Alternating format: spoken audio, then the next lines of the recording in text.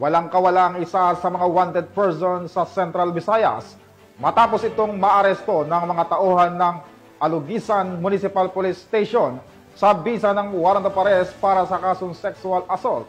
Yan ang tinutukan ni Patrolwoman Nikia Cañedo.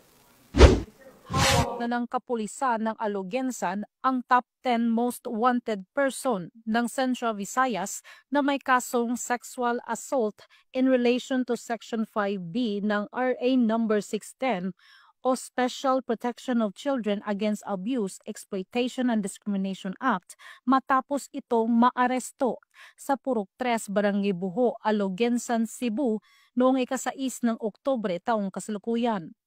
Kinilala ni Police Captain Leovel E. Singson, officer in charge ng Alugensan Municipal Police Station, ang wanted na suspect na si alias Glicero, 61 anyos na residente ng nabanggit na lugar.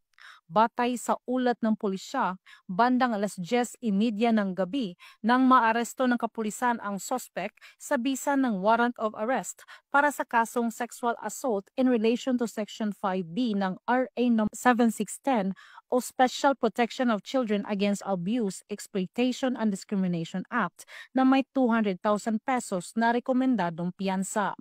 Kasalukuyang nasa kustodiya ng Alugensan Municipal Police Station ang suspect para sa dokumentasyon at tamang disposisyon. Ang kapulisan ng Alugensan ay walang tigil sa pagsasagawa at pagpapaigting ng kampanya laban sa anumang uri ng kriminalidad upang masiguro ang kayusan sa kanilang nasasakupan dahil sa bagong Pilipinas, ang gusto ng pulis, ligtas ka. Mula dito sa Central Visayas, ako yung Police News Network Correspondent, Patrolwoman Nikia Cañedo, alagad ng batas, tagataguyod ng Balitang Pulis.